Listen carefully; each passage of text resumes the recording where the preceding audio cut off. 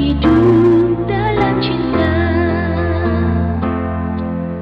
Mari teman dendakan irama kasih, bahagia hidup ini bila saling memberi. Semaikan hidup kita kan berarti, peduli sesama, tebarkanlah cinta. Sesungguhnya kita hidup Biku Sangha yang kami muliakan, yang mulia Suhu Badrawirya, Bapak Ibu yang kami hormati, serta saudara-saudari Sidharma yang berbahagia, marilah kita mengagungkan Guru Agung kita dengan asesanti Namo Sang Hyang Adi Budaya, Namo Buddhaya.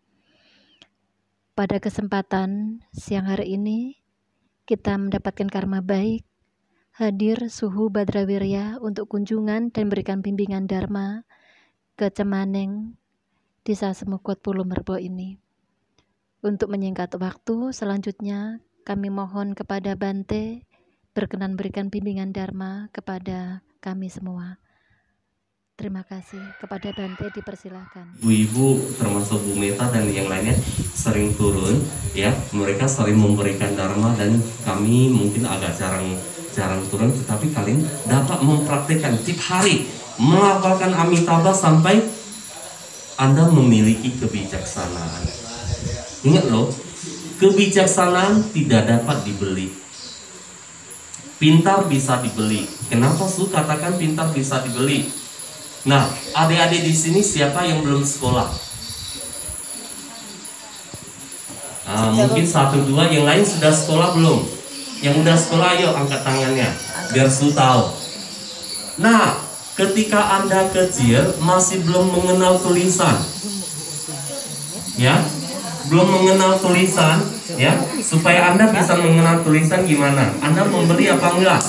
Anda membeli, Anda membayar iuran sekolah, ada guru yang mengajarkan Anda, ya. Anda dari tidak tahu menulis, tidak tahu membaca, akhirnya jadi pintar. Makanya sudah pintar itu bisa dibeli, ya kan? Tetapi kebijaksanaan tidak bisa. Kebijaksanaan itu adalah hasil dari latihan diri kita. Selama 3 racun ini masih ada di dalam batin kita. Yang pertama, kita tidak dapat melihat hati kita yang murni. Ketika kita tidak dapat melihat hati kita yang murni, secara otomatis itu kita sudah jadi orang yang tidak bijaksana. Nah, lalu apa guna dan apa fungsi dari kebijaksanaan ini? Supaya kita bisa memilah. Fungsi kebijaksanaan supaya kita bisa memilah. Oh, ini namanya bantalan. Kalau saya duduk di lantai sakit, selalu duduk di atas bantalan ini tidak sakit. Oh, ini nasi yang bagus bisa saya makan. Oh, ini nasi aking, ya kan? Itu fungsi kebijaksanaan. Ingat, kebijaksanaan adalah orang tua dari para Buddha dan Bodhisattva. Makanya dengan semakin giat kita berlatih diri, apalagi kita berada di kondisi yang demikian, itu paling gampang untuk berlatih diri. Karena apa? Tidak terkontaminasi dengan dunia saat ini. Kontaminasi apa? Kalau orang yang tinggal di kota tiap hari mainannya gawai, melihat YouTube, melihat ini, melihat itu. Tetapi saya yakin yang berada di sini mungkin jarang, ya kan? Makanya tidak kontaminasi. Jadi pikiran masih bisa dikatakan murni, dan ini adalah tempat yang cocok untuk berlatih diri, ya kan? Anda jumpa sesama Anda Amitabha, itu sudah melafalkan satu. Orang yang mendengarkan juga mengikuti. Oh, Amitabha. Lama-lama karena sering Amitabha, akhirnya dia balas. Lama-lama dia juga ikut membaca.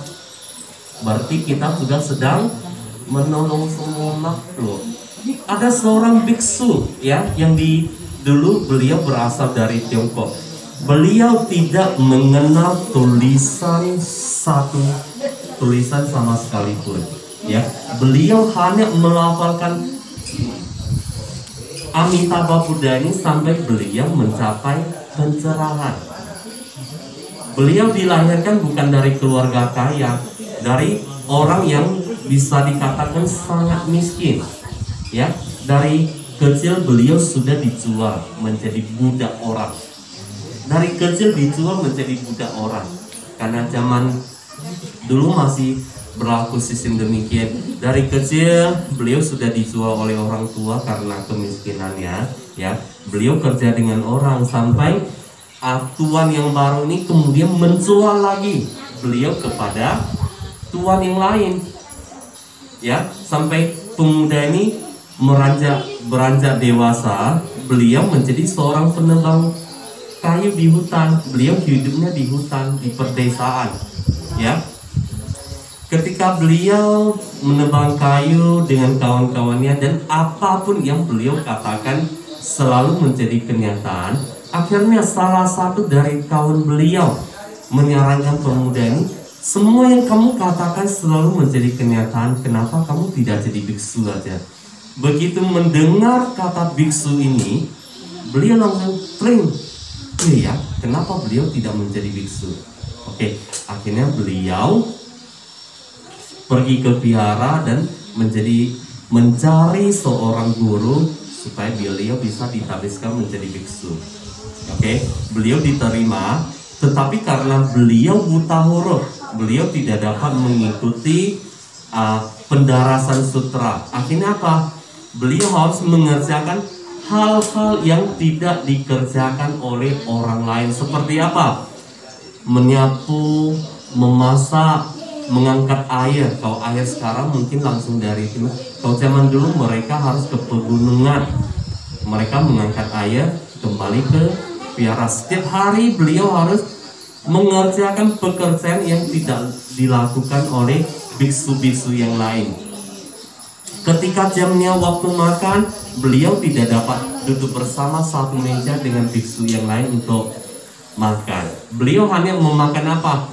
Bekas-bekas, ya, bekas dari makanan sisa. Beliau hanya diperbolehkan makanan sisa karena beliau tidak mengenal huruf. Sang guru menyarankan beliau sambil kerja untuk melafalkan namo Amitabha. Ya, singkat cerita, 20 tahun berlalu beliau menjadi seorang samanera.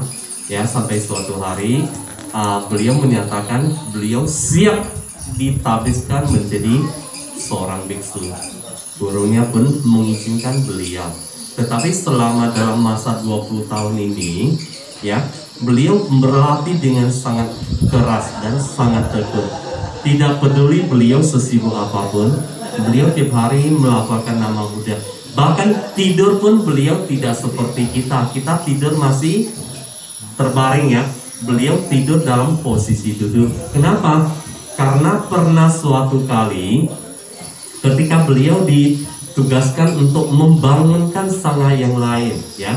Kalau tradisi Mahayana membangunkan bukan halo bangun, enggak. Pakai ada ketukan seperti mui atau gong. Beliau hanya cuma telat 1 menit aja, ya. Karena kami mesti bangun pagi. Jadi misal jam 4 harus membangunkan. Beliau jam 4 lewat 1 menit. Akhirnya ketika para biksu semua telat bangun, beliau pasti kena omelan, ya. Nah, dari saat itu beliau bertekad mulai hari itu beliau tidak akan tidur terbaring. Beliau akan dalam posisi meditasi, beliau akan tidur dengan cara demikian. Setiap hari beliau berada di bakti sala utama, ya. Sambil meditasi, beliau sambil beristirahat. Ini dilakoni selama hampir kurang 20 tahun. Ya, sampai saat setelah beliau ditabiskan menjadi biksu dan kembali ke vihara gurunya, ya, beliau kemudian memutuskan untuk lebih tekun berlatih diri, ya, lebih tekun berlatih diri. Tetapi beliau tidak mau hidup di vihara. Beliau akan mencari satu tempat di pedalaman hutan untuk berlatih diri. Akhirnya gurunya merestui dan hanya memberikan sekarung beras. Ya, jadi sang biksu muda ini dengan modal satu karung beras ini, beliau masuk ke dalam hutan, tengah hutan, sampai beliau menemukan sebuah gunung, sebuah lubang yang tidak ada penghuninya. Ketika beliau memastikan tempat tersebut tidak ada gua, tidak ada penghuninya, beliau duduk di dalam bermeditasi. Ya, ketika beliau duduk bermeditasi, tidak lama kemudian seekor harimau pulang. Ternyata gua itu adalah gua yang ditinggali oleh harimau. Jadi pada saat itu petapa muda sang biksu muda ini merasa sangat takut. Kalau kalian ketemu harimau gimana? Takut atau senang? Ada yang senang ketika dikunjungi harimau. Biksu muda ini ketika dikunjungi harimau, beliau sangat takut sekali. Ya, kemudian beliau berkata kepada harimau itu, kalau di kehidupan lampau kita ada saling hutang, ya, di kehidupan ini Anda ingin membalas, saya tidak bisa berkata apa-apa. Saya akan merelakan dan saya akan membayarkan, dan di kehidupan lampau kita tidak mempunyai kaitan hutang ini. Ya, ketika beliau mengumumkan hal ini, seolah-olah harimau itu mengerti. Harimau itu kemudian mengaum, kemudian setelah mengaum melihat beliau, harimau itu keluar dari gua itu, dan harimau itu tinggal di depan gua, seolah-olah menjaga sang biksu ini. Jadi sang biksu ini melalui hari-hari dengan harimau, akhirnya mereka jadi berteman. Tapi satu kantong beras yang beliau bawa ini, beliau dengan sangat hemat mengolahnya. Ya, beliau dari satu hari makan sekali sampai akhirnya semakin dikit karena persediaan semakin habis. Ya, akhirnya beliau hidup dengan cara apa? Ketika beras sudah semakin menipis, beliau mencari umbi-umbian yang ada di hutan tersebut. Ketika menjumpai sejenis umbi-umbian yang bisa dimakan, beliau tidak tamak, tidak mengangkat keseluruhannya. Ketika beliau membutuhkan berapa, beliau cuma hanya potong berapa, sisanya tetap berada di dalam tanah supaya masih bisa berkembang. Ya, jadi sang biksu muda ini menghabiskan udah beberapa tahun di dalam hutan tersebut dengan hal demikian. Suatu hari ketika sang biksu muda ini sedang meditasi, beliau tiba-tiba mendengar beberapa orang sedang mencari. Padahal selama bertahun-tahun ini beliau tidak berkomunikasi dengan siapapun. Ya, tiba-tiba mendengar orang mencari ketakutan. Akhirnya beliau keluar dari meditasinya dan menghampiri mencari sumber orang mencari ini. Ketika sampai sana, beliau melihat beberapa penebang kayu yang ketakutan dikeroyoki oleh beberapa ekor harimau. Kemudian sang biksu muda ini menghampiri harimau tersebut, kemudian mengatakan kepada harimau, kalian di kehidupan ini terlahir di 3 alam bawah, tepatnya di alam binatang, karena kumpulan kejahatan yang kalian lakukan di masa lampau. Apakah di kehidupan ini kalian masih ingin memupuk kejahatan? Bila tidak ada hutang karma maupun saling hutang karma, anggap aja ini sudah terbayarkan.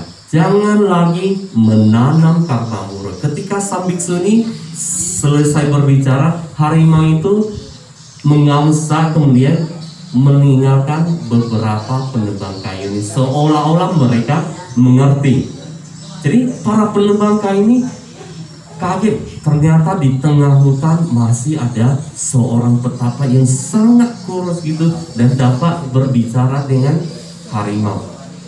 Berita ini sangat cepat tersebar di desa berdekatan hutan tersebut. Tapi sang biksu muda ini tetap melanjutkan aktivitas, dan para penebang kayu ini, mereka ketika ke hutan mereka sudah tidak takut dan mereka mengetahui sang biksu ini tinggal di dalam gua ini.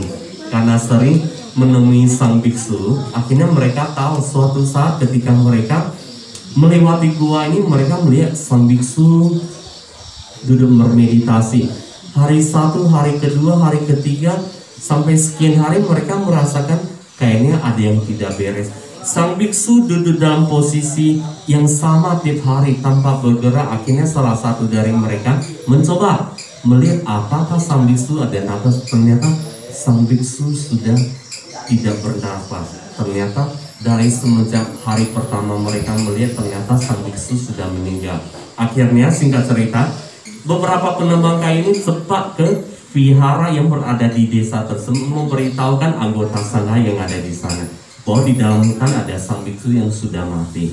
Ya, kemudian beberapa biksu datang memeriksa, ternyata benar beliau sudah tidak bernafas, duduk dalam posisi meditasi, dan mereka kemudian melaporkan ke gurunya dan bersiap-siap untuk kremasi. Ya, tetapi saat itu ada seorang biksu yang sudah dikenal mencapai pencerahan bernama Hong Yi Tase mengatakan, jangan dulu, tunggu saya datang, karena sang biksu juga tidak jauh dari tempat tersebut. Akhirnya ketika Hong Yi Tase datang, beliau hanya gini, teng teng teng. Sang biksu yang tadi dinyatakan mati ini, tiba-tiba beliau membuka matanya, tapi dalam keadaan lemah. Ya, ketika ditanya, ternyata Hong Yi Tase mengetahui bahwa sang biksu muda ini sudah masuk jana, masuk ke dalam meditasi gitu. Ya, jadi hanya orang yang lebih tinggi tingkatannya mereka sanggup memanggilnya. Jadi sang biksu ini dia berpikir dia hanya cuma duduk sebentar aja gitu. Ternyata dia sekali duduk dalam keadaan memasuki jana, kondisi meditasi jana, beliau sudah memasuki beberapa bulan. Tetapi bagi beliau seorang praktisi, beliau hanya merasakan sangat sebentar saja. Singkat cerita, biksu ini dibawa kembali ke vihara asalnya. Ya, di sana beliau dirawat supaya kesehatannya pulih. Nah, ketika kesehatannya pulih, karena selama menjadi samanera, bahkan biksu muda, beliau tiap hari harus mengerjakan pekerjaan yang tidak dikerjakan orang dan duduk di bakti sala. Beliau melakukan hal yang sama sampai suatu hari ada berita bahwa uang yang berada di kotak dana vihara itu hilang, dan sang biksu ini setiap hari duduk di samping kotak dana tersebut.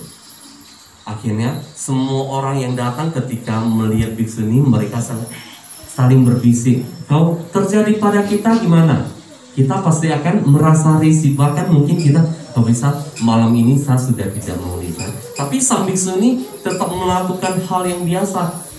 Setiap hari di sana sampai kurang lebih hampir 2 bulan berlalu. Ya, kepala vihara baru keluar menyatakan bahwa ini sebenarnya adalah gosip yang mereka ciptakan.